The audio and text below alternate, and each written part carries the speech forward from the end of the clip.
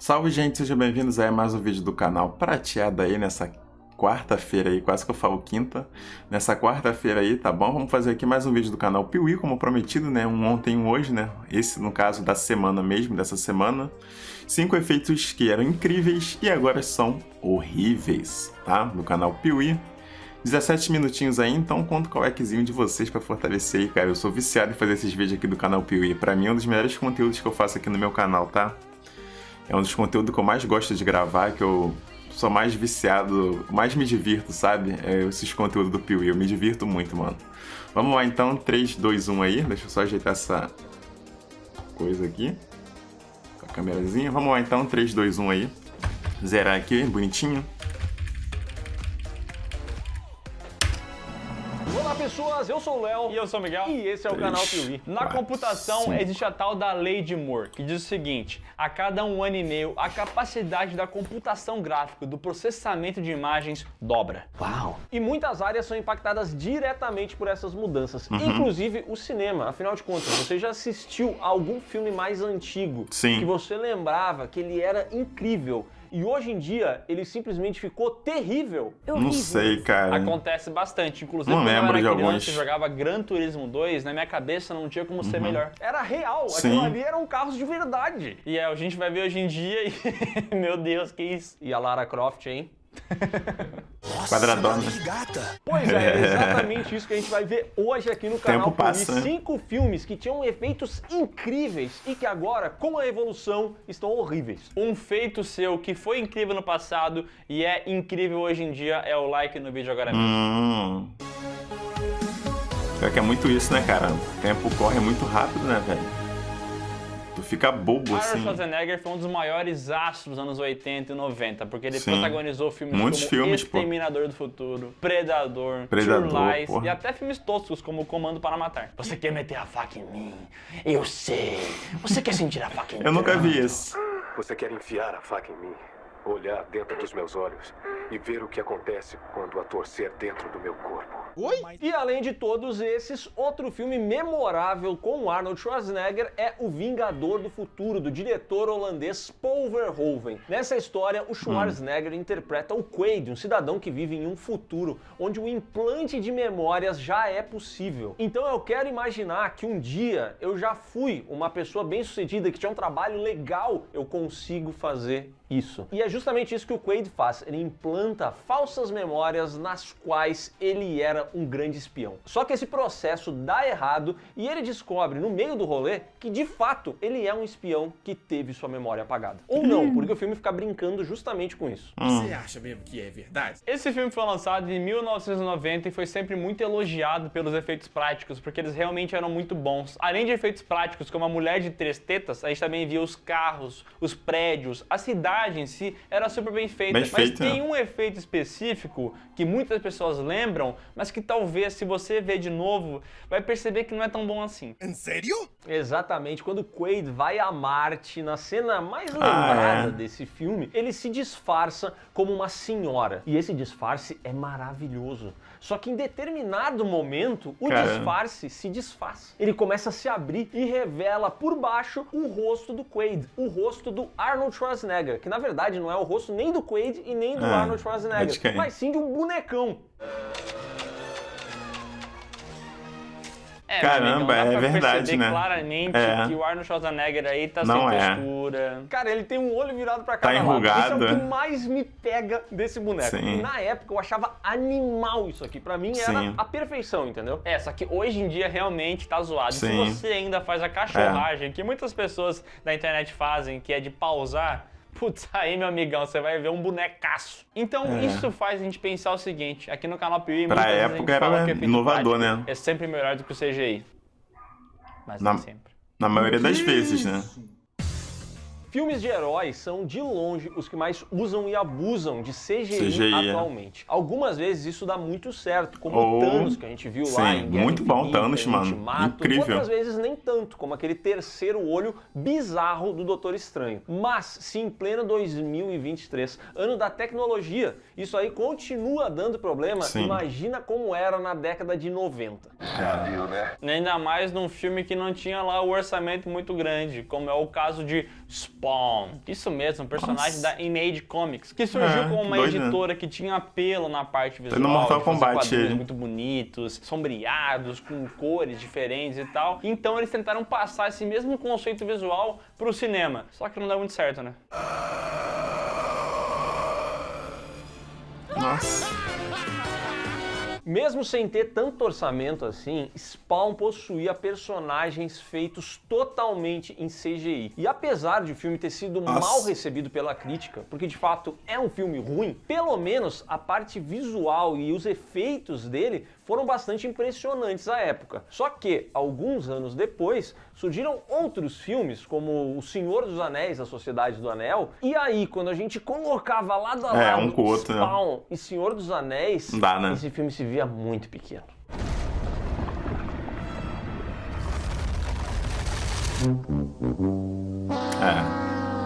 Especialmente quando o assunto de Spawn era a tal capa do personagem. Porque aqui tinha essa capa de CGI que aparecia em vários momentos, ela tinha uma vida própria quase, e meu Deus do céu, cara, é um bagulho zoado demais. Não respeita a luz, não respeita a sombra, não respeita a textura, não respeita nada. É simplesmente um borrão aqui que eles chamaram de capa, e é isso aí, entendeu? E na época que o filme lançou, a gente olhava pra esse bagulho e falava, caraca, é insano, como eles conseguiram fazer isso? Só que hoje em dia é complicado, né? Olha que porcaria, olha.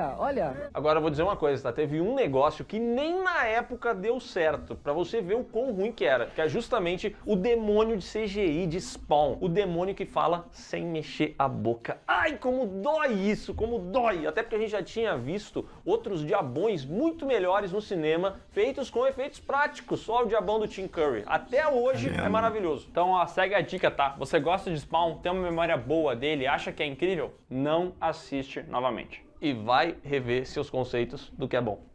Então assiste novamente, né? Droga! E eu perdi no argumento.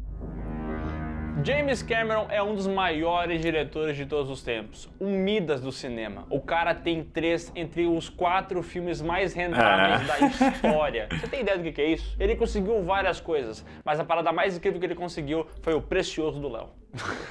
Nossa. Precioso o quê? O que, né? Sabe?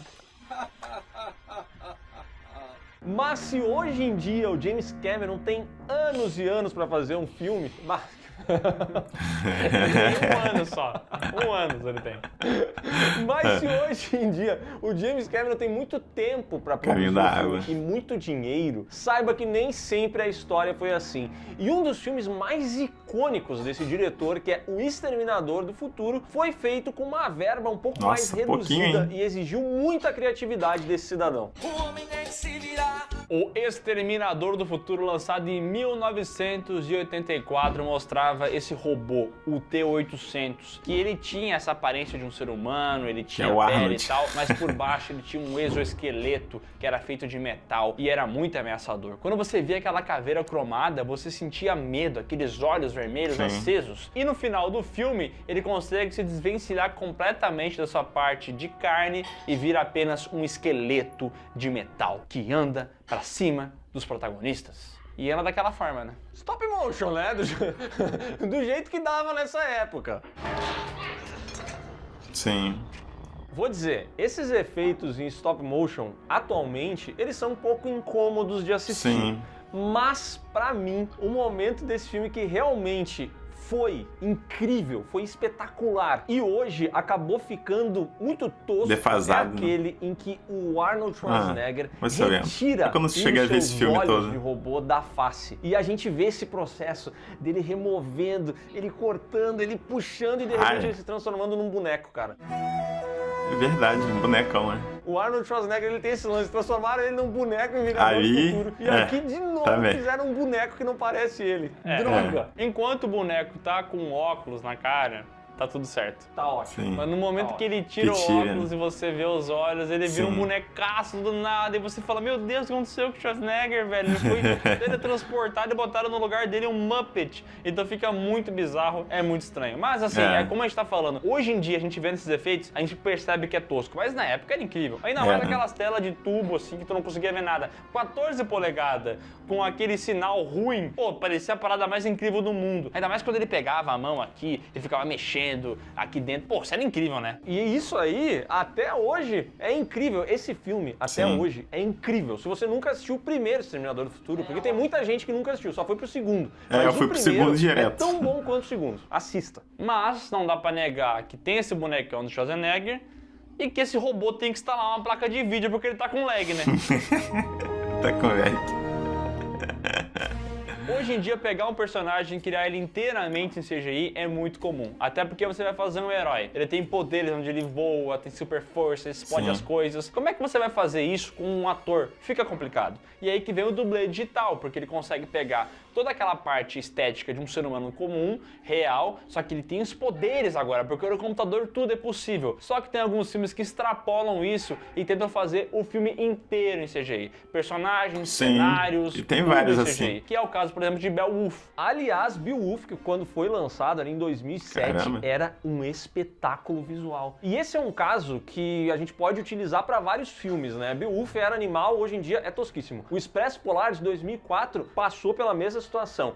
Mas a gente Adoro precisa esse filme, lembrar mano, do Expresso Polar. primogênito de todos esses. Final Fantasy, filme de 2000. acho que eu já vi esse filme aqui no canal de vocês, de né? games famosíssima, Já tô ligado. que prometia trazer os gráficos mais Sim. realistas que a gente já tinha visto até então. E vou dizer, realmente conseguiu. Entregou pra gente os gráficos mais realistas que Da nós época. tínhamos visto até 2001. Que visual, hein? São Paulo não tem isso. E em 2001 a gente vê esse filme e falava, caraca, isso aqui é mais real que a realidade. Como eles conseguiram chegar nesse nível? É a mesma história que eu falei no início do vídeo, sabe? Gran Turismo 2 era incrível demais na época. Então quando tu olhava pra Final Fantasy, o filme, você falava assim, cara, não tem como evoluir mais, entendeu? Já é tão real quanto a realidade. Ou será que não? Só que a Lady Moore se mostrou infalível e ano após ano a gente olhava Foi pra trás, vendo, né? assistia Final Fantasy e comentava, caraca, mas não era tão bom assim. E hoje em dia a gente olha e fala, caraca, mas não era nada bom, né? A evolução, Esse né? é um dos grandes fracassos da história do cinema. O filme de Final Fantasy custou 140 milhões muita grana, de né? dólares. Isso em Cada 2001, pouco. né? Ele faturou pouco mais de 80 milhões. Praticamente enterrou a possibilidade de a gente ter de novo uma grande adaptação de Final Fantasy visando cinema. Assim, eu não consigo mais ver isso. E hoje em dia, quando a gente assiste essa parada, é o Gran Turismo, é o Tomb Raider, é todos esses projetos pelos quais a gente em algum momento olhou e falou assim, caraca, olha o que fizeram, é incrível. E hoje em dia a gente olha Sim. e fala, meu Deus, esse negócio envelheceu muito mal. E é porque eles tentaram fazer o tal do fotorrealismo, né? Que é pegar um cidadão com as proporções humanas de tamanho de nariz, boca, corpo, ombro e respeitar 100% disso ali no CGI. E cara, esse é uma marapuca, tá? Porque em primeiro momento parece incrível. Que é o Sim. caso de Love, Death and Robots, porque eles sempre tentam fazer um curta que tem esse lance do fotorrealismo. E quando você vê, você fala incrível, não tem como ir melhor do que isso. Caraca, meu Deus, que incrível! Só que vai passando o tempo e você fala, caraca, eles fizeram um agora que é muito melhor do que o anterior. Então quando você vai para uma animação que não tenta ser 100% realista, que é mais cartunesca, ela tende a durar mais, né? Sim. Esse não é o caso de Final Fantasy, mas como o Miguel falou, e como a Lady Moore prega, a cada ano que passa, a gente consegue chegar mais perto desse fotorrealismo. A gente fica mais distante do Vale da Estranheza, quando a gente olha para aquela animação hiperrealista e percebe que tem algo de errado ali. A gente tá fugindo disso cada vez mais. Então, provavelmente, daqui a 10 anos, a gente Sim. não vai mais estar aqui, né? Vão ser 2 dublês digitais apresentando. E será que não é? Acho que não, pois a verba pra isso é cara, né? É 140 milhões Final Fantasy, agora essas coisas são tudo É caro pra O cacete. filme deve gastar por vídeo uns 10 pila, né? Tem o café e tem a energia elétrica, né? É isso que a gente gasta. 10 reais. É o editor, né? A trilogia prequel de Star Wars nunca foi muito amada pelos fãs. E pra ser sincero, depois que lançou os filmes da Disney, o pessoal começou a olhar pra trás e pensou assim, cara, mas peraí, não era tão ruim assim. Até que tinha boas ideias, boas intenções, mas até pra quem faz isso, quando olha pra trás, especialmente em Star Wars, a Ameaça Fantasma, percebe uma constante. Os filmes foram feitos inteiramente num fundo azul. E aí, olhando hoje em dia, meu Deus do céu.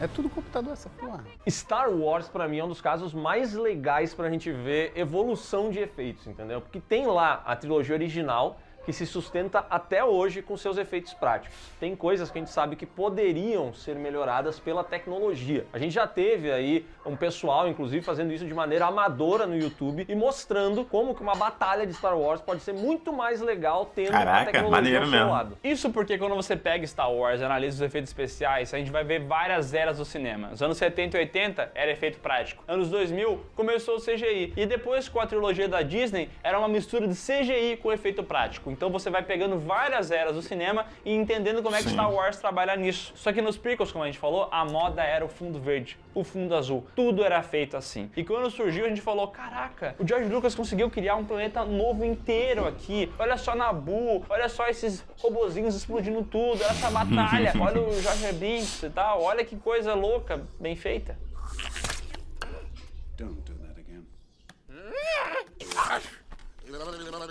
Quem conheceu Star Wars com a trilogia prequel? Bom, nunca assisti, então. E na época se só assisti a animação. Hoje em dia é difícil. É dava no difícil cartoon. porque o filme é ruim. E além de o filme ser ruim, os efeitos, eles apodreceram. Então se torna realmente uma batalha pra você que nunca assistiu Star Wars, nunca ou que vi. não tem apego à saga, Não. assistir, por exemplo, Ameaça Fantasma, entendeu? É muito difícil. Peço perdão pelo vacilo. E aí você vai pro Ataque dos Clones e, meu Deus do céu, a coisa não melhora. Piora!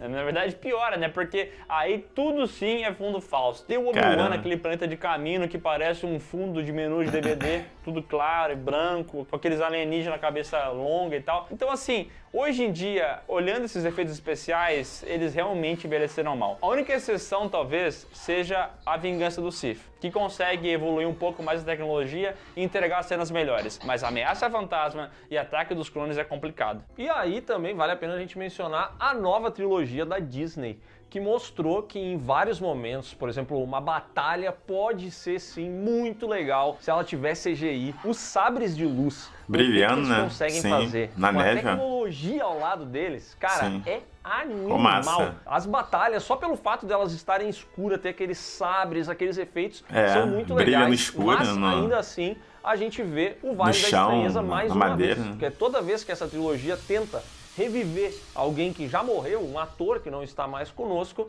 é difícil não notar aquela estranheza. Mas é legal ver como os efeitos evoluíram lá do primeiro até o último. Se você pegar a Disney aqui tentando reviver os atores que já estão mais velhos ou até que morreram, você vai perceber que tem o Moff Tarkin lá, que é um pouco bonecão, um pouco estranho. Tem a Leia, que também é estranha, mas aí já vai lá pra Mandaloriano, que o Luke na primeira temporada já melhora um pouco. E na segunda, tá muito bom, entendeu? Então você percebe que essa tecnologia Tá vai melhorando. evoluindo. E um dia vai ser possível você fazer um filme inteiro com alguém que já morreu. Vin Diesel, ouviu essa? Ah, lá vem mais um Velozes Paul e Furiosos Walker. com Brian. Pronto, deixa o homem descansar. Eu quero meu dinheiro. Então é isso, pessoal. Caramba. Se você gostou desse vídeo, dá um like aqui embaixo, se inscreve no canal e marca o sininho. Comenta também aqui embaixo. Você Ao acha que o finalzinho do futuro do vídeo. cinema é ressuscitar os atores? Eu acho que Eu não, acho que mas sim. vou dizer uma coisa, tem uma parada que não pode morrer Alguns sim. nunca, que é o hábito de você ir na descrição do vídeo, porque ele tem vários links pra redes sociais. Muita gente tá tem link pra nostalgia, cara. camiseta, Isso daí tem dá link muito pro dinheiro, PeeWeeCast, nostalgia. o podcast do canal Piuí, Podcast de cinema mais ouvido do Brasil. que talvez um dia seja o mais assistido no Brasil. Será? Não bata spoiler aqui. É. Muito bom, mano. Então é isso aí, gente. Espero que vocês tenham gostado aí. Alguns efeitos, cara. Tá cada vez evoluindo mais, né, mano? Vai ter um momento que tu não vai saber, pelo menos eu acho, né? Mais pra frente, alguns anos na frente. Tu não vai saber quem é o ator e quem é a cópia, né? Quem é ali que tá sendo projetado no computador, né? De tão coisa que vai ficar. Mas tá caminhando, né, mano? Aos pouquinhos tá evoluindo essa questão aí de tu botar no computador um ator que não é o ator, né? Que é o computador, sabe? A imagem do computador. Mas enfim, então é isso aí, tá? Espero que vocês tenham gostado. Muito bom, cara. Mais um vídeo do Piuí aí. Porra, me amarro de fazer, cara. É muito gostoso pra mim fazer isso. Eu sempre quando chega numa quarta-feira, assim, eu fico muito animado de fazer, cara. De gravar cada tema, cada conteúdo, assim, diferente, né? A cada semana. Porra, muito satisfatório de fazer. Muito mesmo. Mas enfim, então é isso aí. Ótima quarta a todos. Fiquem na paz e até mais.